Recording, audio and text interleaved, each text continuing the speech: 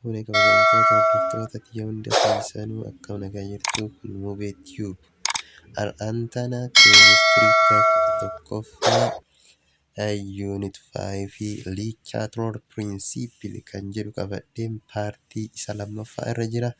Change of effect of change in pressure on position of equilibrium kan jedhu irra jira. Namoonni subscribe gochuudhaan maatii koo ta'aa isiniin jedha. Kan subscribe gootan like, share, comment illee naaf caafuu hin irraanfatinaa. Direct hanseennu viidiyoo hedduun laallee jira. Kana dura akkuma laallee Lichatrool Principleen position of equilibrium jijjiira jennee position of equilibrium wantoonni jijjiiran keessa parameteroota keessaa temperature laallee jirra. Endothermic, exothermic temperature akkamitti forward shift backward akkamitti shift godha kan jedhu laallee jira jechuudha. Har'aan tana kan inni ilaallu effect of change in pressure on the position of equilibrium kan jedhudha.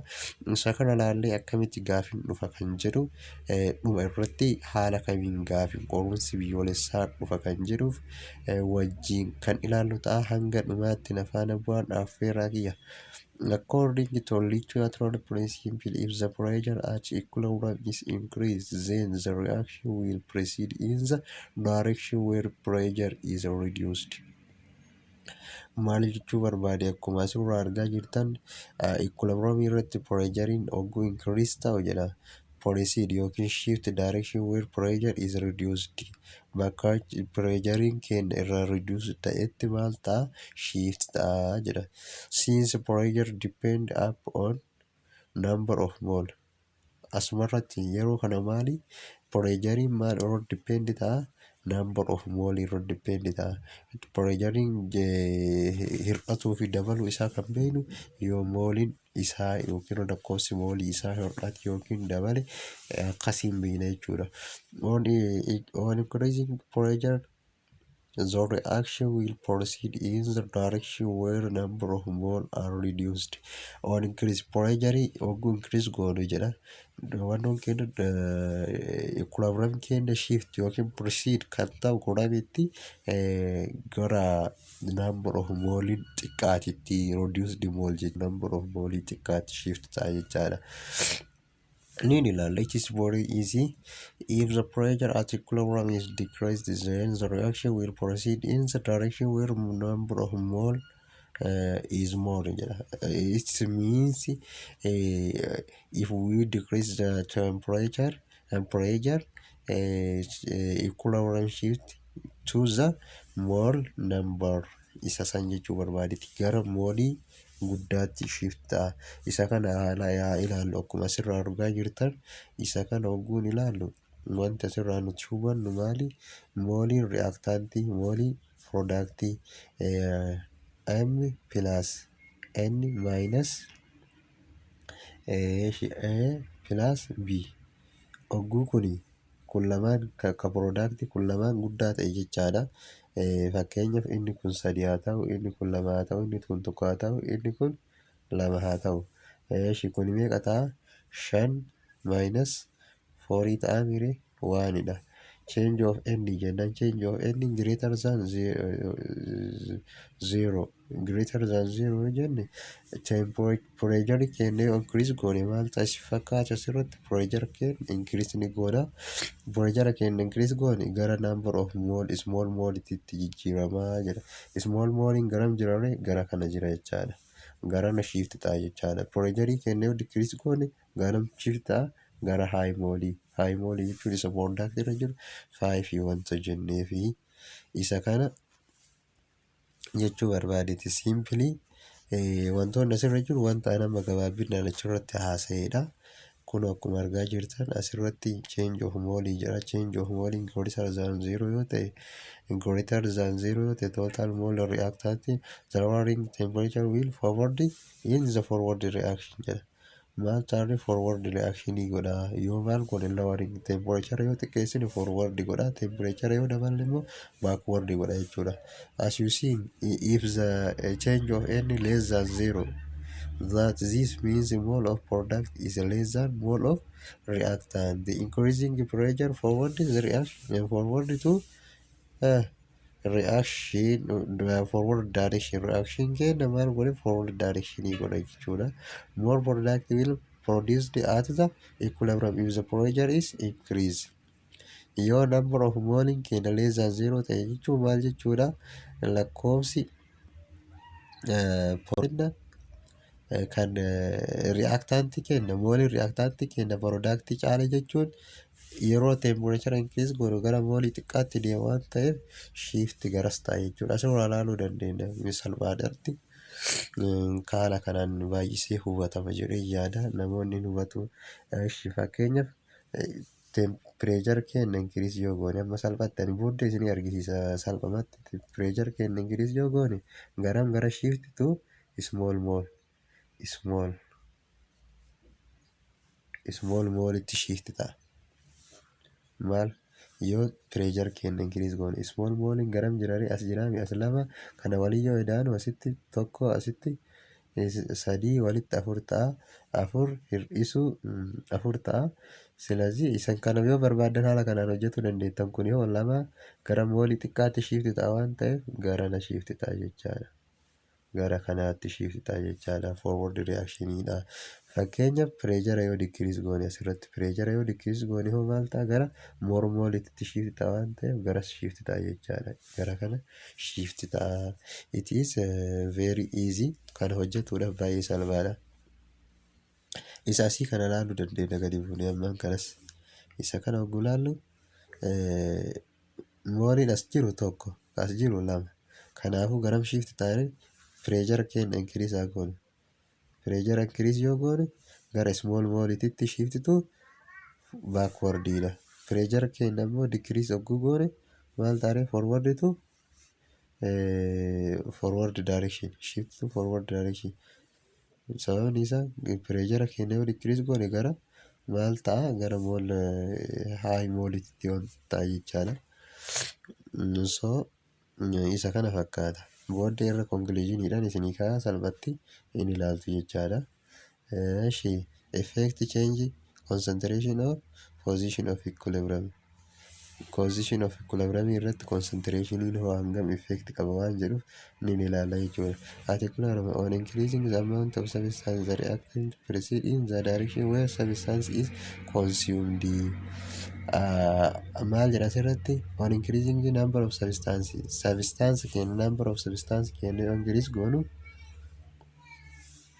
wanta kenna yookiin reaction kenna substance kenna yoo increase goone proceed in the direction where substance is consumed gara substance kenna irraa maal ta'etti irraa consumed irraa fayyadametti shift ta'a jira. When amount of reactant increase the reaction proceeds forward direction. Amma asirra reactant kenna yoo increase goonu maal ta'a proceed forward direction gara productitti guddata jechuudha. Reactant kenna dabalu product kenna gara productitti dabalaa deema product nu dabalaa deema jechuudha. Product is increased the reaction proceed then when the amount of product increase amount of product kenna yoo increase goonu immoo akkasuma inda jedheetanii jira adda baase maali product kenna hogguu daballu maal ta'a backward reaction itti ta'a jechaadha shift ta'a jechaadha. The forward reaction forward if the product the forward reaction is forward if the what product formed is removed from the vessel. Product kenna yoo maal ta'e vessel keessaa yoo fuudhame product kenna ilaal akkis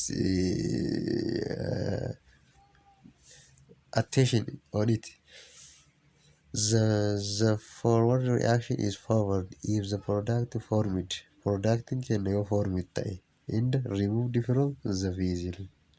Vessel keessaa addumaa yoo keessaa fuudhame keessaa baasamaa yoo deeme product kenna sirriitti formed ta'e formed are removed from the vessel. Yoo product kenna akkuma asirraa ilaalle jechaadha maal jedha the amount of substance increase proceed the direction where substance is consumed. Bakka substance kenna irraa fayyadametti proceed ta'a jechaadha yookiin immoo itti shift ta'a jennee wanta ilaalleefi the other one is effect catalyst on position of equilibrium. Asirratti illee wanti hubachuu qabdan effect catalyst dha. Catalystiin effect qaba change of equilibrium position of equilibrium irratti. You completely no. Catalyst means the substance that alter the rate of reaction without being consumed during the reaction. Catalyst jechuun speed up godha malee reaction kenna speed up godha malee consumed being consumed itself miti. Ofii isaatii consumed hin ta'u does not affect position of equilibrium. Position of equilibrium irrallee effect hin qabaatu jira. It alter time which equilibrium is stained. Time kenna maal jijjiiruu danda'a. Alter jechuun jijjiiruu jechuudha. Change jechaadha. Change. Alter means change. Change gochuu danda'a jechuudha maal time kenna. Yoo daqiiqaa dhibbarratti ga'e wanti reaction tokko catalystii yoo ta'e daqiiqaa 50tti ta'uu danda'a yookiin daqiiqaa 20tti jijjiiramuu danda'a. That is very speed up by a catalyst. This is due to the fact that catalyst changes the rate of forward reaction and reverse reaction by the same extent, so equilibrium is not affected. Equilibrium irratti affected hin qabu garuu time irratti jijjiirama ni qaba jechaadha. Effect ni qaba. The other one is completely which one of the following is true about catalyst? Catalyst is change of chemical position of equilibrium siin jechuu danda'a. Not change of chemical speed up of chemical reaction wantoota akkasii siin jechuu danda'a. Not change position of equilibrium jetteetiin hin deebista. Kana sirriitti atteeshiniidhaan gaafii qorumsaa biyyoolessaa irratti sirriitti gaafata atteeshiniidhaan deebisuu qabdan jechuudha laaluu qabdanii. The other one effect of addition of inert gas on position of equilibrium. Inert gas jechuun not reactive gas added to reactive gas yoo ta'e dabalee maal effectii qabaa immoo hin qabu jedhu. Depend on various factor lama irratti depend taanee jira. Inert gas yoo added goonu reaction kenna jijjiiramuu isaati. Inni tokko when non-reactive gas is added at constant volume no change. Amma asirratti qabachuu qabda. Constant volume irra yoo ta'e no change. Change wayiitu hin jiru. On position of equilibrium. Inni biraa case 2 when the non-reactive gas is added volume of system change. The effect of position. The effect of position is decided by the stoichiometric reaction for general reaction. Stoichiometriidhaan adda ba'a jechuudha. Akkuma duraa gara moolii guddaa moolii xiqqaa waan jiru sanitti yoo maal ta'e mooliin by the way mooliin kan inni jijjiiramu yoo volume hin jijjiirame. If volume is changed no mole number of mole is not changed. So isa san fakkaata. Wanti biraa immoo gara waliititti wanti jaampi godhe matsaafa irratti jaampi godhe ni ilaalla. Waa'ee volumeiti. Waa'ee volumii akkamitti ilaalla gara booddee irratti summarize isinii godhee isinii ka'a. Okay. Asirraa akkuma argaa jirtan isa kana fakkaata kunoo. Isa kana argaa jirta. Stoichiometrii kana argaa jirtanii isa kana hogguu ilaaltan coefficient ni qaba. Number of mole of product. Product kana hir'isu number of mole of reactant kan reactanti. Gaaf kana yoo number change of number of mole less than 0 jechuun yoo kamaalii ta'e yoo ka reactanti caale jechuudha. Increasing reactanti yoo caale jechaadha asirratti reactanti yoo caale. Maal ta'a? Addition of inert gas forward formation of reactant. Maal ta'a? Addition of inert gas favor the formation of reactant. Reactant kenna favor akka ta'u nu taasisa. Ammas deebi'ee if change of change of mole jechaadha kuni. Number of mole is greater than 0. The addition of inert gas forward formation of product. Product kana favored godha jechuudha. If the change of mole number of mole is equals to 0. The addition of inert gas no effect on position of equilibrium. Tana qabachuun dirqama isinirraa ta'a jechaadha. Gaafii irratti which one of the following isiniin jedhe the addition of inert gas forward the reaction forward is the formation of reactant isiniin jechuu danda'a waan ta'eef equation yoo qofa isinii kenne isin maal gootanii keezii kana sadan qofaan hojjetuu ni dandeettu yeroo akkasii haalli barsiisan isinitti gaafatu iddootti fi qorumsi biyyoolessaallee inni jijjiirama waan ta'eef isin wanti hubatuu qabdan qabiyyeedhaan kana sirriitti hubachuu qabdanii. Asirraa wanti ilaallu fakkeenyaaf isa kana yoo ka ilaallu ta'e state effect increasing decreasing no change she's a number of mole sodium carbonate in closed container. Asirraa wanti isin hubachuu qabdan wanti kun equilibrium irratti akka hin dalagne kana hubachuu qabdan akka hin irraanfanne maaltu equilibrium irratti hin dalagne yeroo kamiyyuu pure waterii fi solidiin equilibrium irratti hin dalagu kana keessaa baasta. Gartee kana keessaa baasta. The following stress on the number of mole sodium carbonate at equilibrium is closed container. Note jala sodium carbonate is solid. It is heterogeneous occasion, its concentration will remain constant, but its amount can not change jala. Kanaafuu change hin jiraatu jechuudha. Kunii fi kunillee wannoo waan hin taane change hin jiraatu kanaaf kanan hojjennu jechuudha. Yeroo hojjennu waan akkasiisan hubatuu qabdan jechaadha asirra. Removing of sodium isa kana remove yoo goone fakkeenyaaf removing of carbon dioxide remove yoo goone asirraa remove yoo goone reactioniin kenna maal ta'a gara duubaa deebi'a jechaadha. Backward deebi'a yookiin immoo gara isaa deebi'a jechaadha. Isarratti concentration is lower. The system will react in such a way to offset the changes. Shift to the right will replace some of missing sodium okay. What means carbon dioxide? The number of mole of sodium carbonate is increased jira. Waan akkasiiti adding of sodium hydrocarbonate waan akkasii kanallee guusin gaafatu akkam the position heterogeneous does not depend on the amount of pure solid in the liquid present jira. The same equilibrium reach whether the system is waan akkasiiti sirriitti ilaaltan jechuudha. Wanti beekuu qabdan isin rising of temperature waa baay'ee isin gaafata waan ta'eef isin wanta isin hubatuu qabdan kan hin isiniin jedhe dura yeroo boodaatti isin hime temperature keenya heterogeneous moo okay not means our temperature is exothermic or endothermic jetteetiin identify gochuu qabda jechuudha. Isa sanillee identify gootee garam shift akka ta'u yoo number of mole fakkeenyaaf substance R yoo goonu garam shift ta'a gara substance keenya irraa kaasnee substance keenya remove goonu maal akka ta'uu qabu isa saniin haala salphaadhaan booddeerra summarize isinii godhamee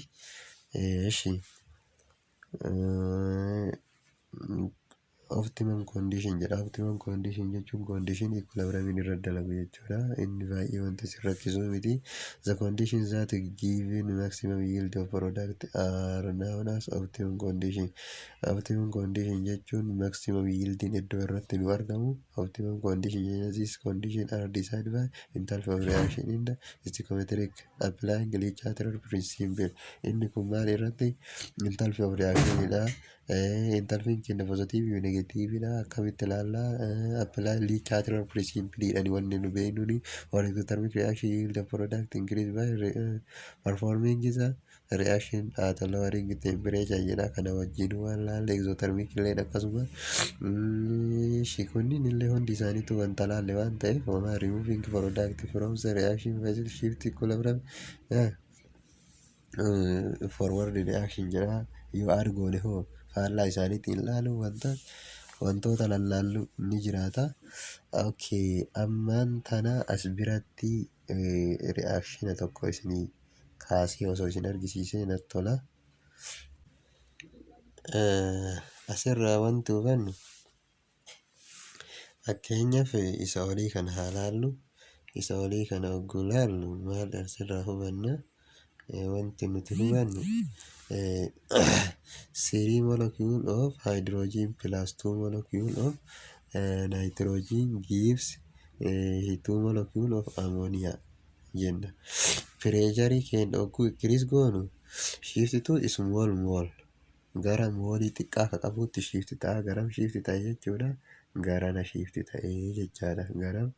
Gara ammonia shift ta'e jechaadha. Pressure decrease yoo goonu 2 more mole garam jirare garana ta'e jechuudha. Gara kana shift ta'e jechaadha. Isa kana. Volume immoo volume is equals to maali? 1 over pressure is equals to 1 over volume dha. Pressure jechuun versus of volume dha. Yeroo kamiyyuu wanti hubachuu qabdan isa kana.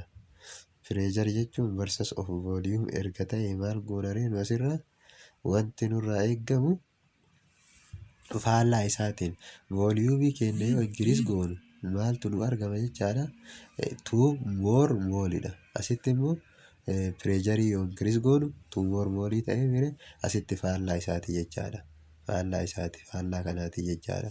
Waan versus ta'aniif jarri proportional versus proportionality waan qabaniif.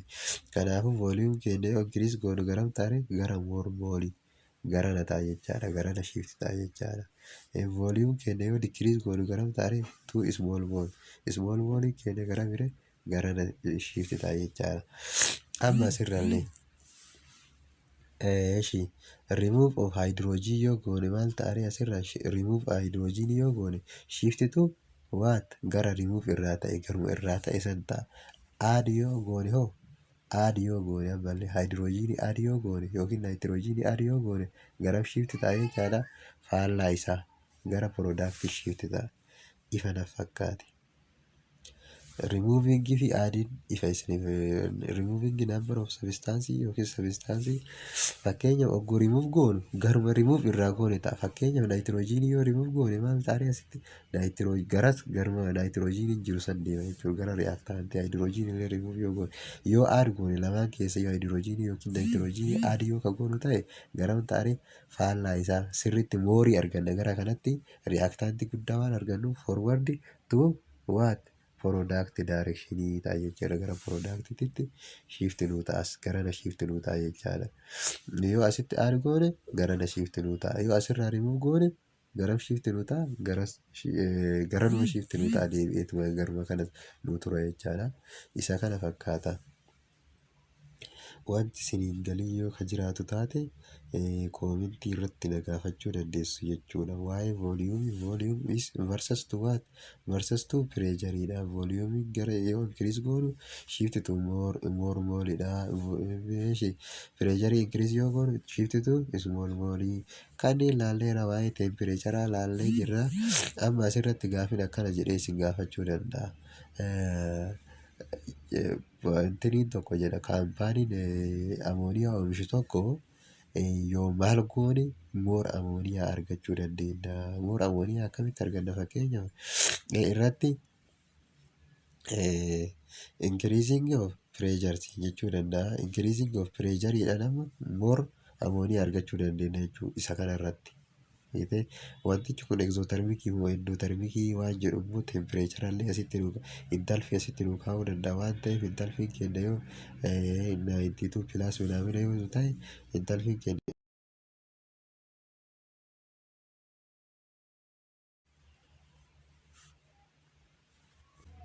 intalfiin keenya yoo positive 92 ka ta'u taate fakkeenyaaf wantichi kun endothermikidha. Endothermikii irratti temperature yoo increase goone moo decrease yoo goone siin jechuu danda'a. Asirratti waa'ee effect of temperature kan ilaalle yoo kan keessa ilaalle irraa paartii kan keessatti ilaalle irraa haa ta'u ammallee pressurein keenya yoo endothermikii ta'e reactioniin keenya as bira ta'a jechaadha. Asitti argoona. Yoo temperature increase goone wantoon keenya garas deema jechuudha. Garam yoo temperature keenya increase yoo goone more yoo temperature keenya increase goone more ammonia arganna jennee lafa kaa'uu dandeenya. Inni biraa 5.15 chemical equivalent in the industry. Asirratti waa'ee industirii ilaalla. Chemical equivalent in the industry dha. Wantoota lama gurguddoo ilaalla. Formation of ammonia and the formation of sulfuric acid. Haber process or manufacturing of ammonia. Haber process dhaan ammooniyaan akkaataa itti oomishamu ni ilaalla jechaadha. Asirratti haber process dhaan which one of the following is formation amma kana isin jedhee isin gaafatuu danda'a.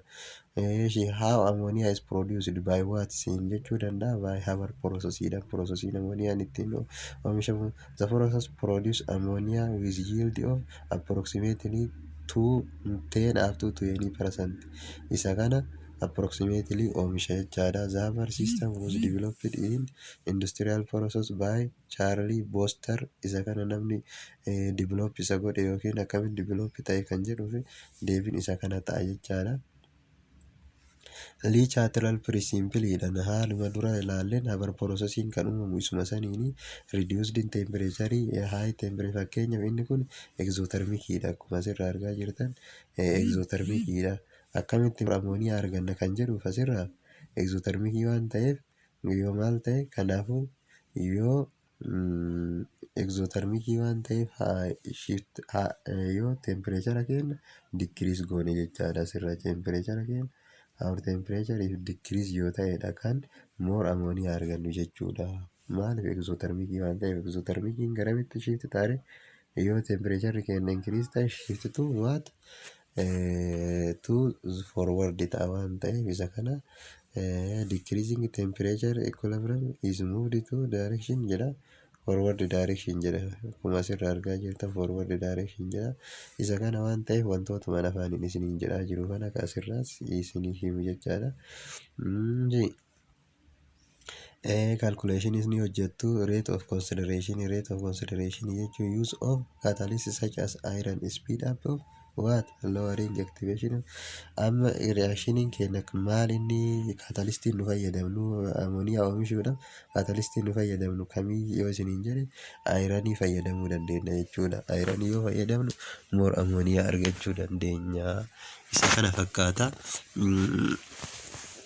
Asirraa isa kana at how many temperature hangamitti ammooniyaa gaarii argachuu dandeenya waan jedhu kanneen illee dubbistaniitiin argachuu dandeessu jechuudha. Baay'ee salphaadha. Wanti addaan jiru wantoota laalle waan ta'eef during the industrial production of ammonia the reaction never change equilibrium as gas mixture leaving the reactor is cooled to liquefied removing the ammonia kan jiramu jira. Ammonia yoo remove wantoota akkasiitu jira. Recycle gochuun ni jira. Haala inni ittiin oomishamu kunooti haber processing isa kana akkamitti akka ka'eetiniin eessarraa ka'ee eessa akka deemaa jiru asirraa ilaaluu dandeettu. Asirraa ni hydrogenii fi nitrogenidha. Gara atmosphere hanga kana irratti temperature kana irratti reactive vessel contain ironidha. Iron catalyst keessaa qaba. Catalystiin inni fayyadamu ironidha. Kun haala kanaan separate ta'eetiniin condense ta'ee processii kanaan uumameetiniin cycle ta'eeti haala kanaan uumama jechaadha. Kana fakkaata. Inni biraa immoo contact process for manufacturing of sulfuric acid. Sulfuric acid immoo contact process isa barbaachisa. Contact process which one of the following is sulfuric acid is formed jedha. What process of sulfuric acid is formed jedha. By what? By contact processing jedhaan uumama. Maaliif maaltu contact walitti ta'a kan jettullee beekuun kun dirqama asirraa ta'a jechaadha. Asirrallee exothermicdha waan ta'eef isa kana maal nu barbaachisa? Temperature keenya xiqqeessuu nu barbaachisa jechuudha. Exothermicii waan ta'eef isa kana argachuudhaaf sulfuric acid argachuudhaaf contact process for production of sulfuric acid jedha. Sulfuric acid wantoota barbaachisan step jira. Step hedduu san stepidhaan kana sirriitti hordofuun yookiin immoo sirriitti ilaaluu qabdanii yoo barbaade step kana dhufuu danda'a waan ta'eef isa kana fakkaata. Asirratti hoo maal High temperature will force at equilibrium position shift to the left hand side of the reaction forwarding for production of sulfur dioxide. Lowering temperature will forward to the product sulfur trioxide in the high yield. Wanta akkas akkasiiti baay'ee salphaadha waan ta'eef koombineeshinii kanallee ilaaluu qabdanii asirratti wanti irraanfachuu hin qabne maal inni high temperature irratti yield of sulfur trioxide inni uumama vanadium catalystiin asirra fayyadamnu maali vanadium catalystiidha. Catalystiin speed up of isa kanallee catalystii isaa isin gaafachuu danda'a waan ta'eef sirriitti vanadium ta'uu isaa hubachuu dirqama isinirraa ta'a jechaadha. Pireejarii yoo high goone yookiin tempereejarii high yoo goone maal kan jedhu wantoota duraan laalle san asirratti apply gootanii ilaaluu dandeessan jechaadha. Innichi kana fakkaata. Wanti inni isinii hin galle yoo jiraate wanti koomentii jalaan na gaafachuu dandeessanii kana caalas ifa godhee isiniif ibsuun ni danda'a. Wantoota baay'ee ibsee jira wanti ariifadhee asitti irra deemeef hedduu ibsee jira waan ta'eef viidiyoodhaan darbe keessatti laaluun ni dandeessan jechuudha. Waa'ee riichaardoon pirisimpiiliidhaan kan wal qabatus ta'e kamiyyuu sirriitti ibsee jira laaluu dandeessu. Har'aaf nu gayaa yeroo itti aanu fees equilibramii fi wantoota diyaagramii jira. Diyaagramii yeroo kamiyyuu qorumsa biyyoolessaa irraa dhabne tokko diyaagramii kana akkamitti deebisuu dandeenya kan jedhu salphatti isin argisiisa. Diyaagramii kana salphatti isin argisiisa qorumsa biyyoolessaa irraa ni deddeebi'a jechuudha. Akkamitti isa kana addaan baasuu dandeenya waan jedhuuf baay'ee salphaadha isin argisiisa. Yoonitii kana viidiyoo itti aanuun xumurra jechuudha. Akkaan addaan namni sabiskiraayib gochuu hin irraanfatina. Sabiskiraayib oggugootan viidiyoodhaan dalagu wal duraa duubaan isin bira ga'a jechuudha. Tartiiba isaa eeggatee yoo san hin ta'in immoo viidiyoon isin jalaa faca'aa fi hordofuudhaaf isin rakkisa. Sabiskiraayib gochuudhaan wanti kafaltan hin jiru. Sabiskiraayib gochuu hin irraanfatina isiniin jedha hordoftoota tiyya. Har'aaf nu ga'a nagaan naa tura. Baay baay.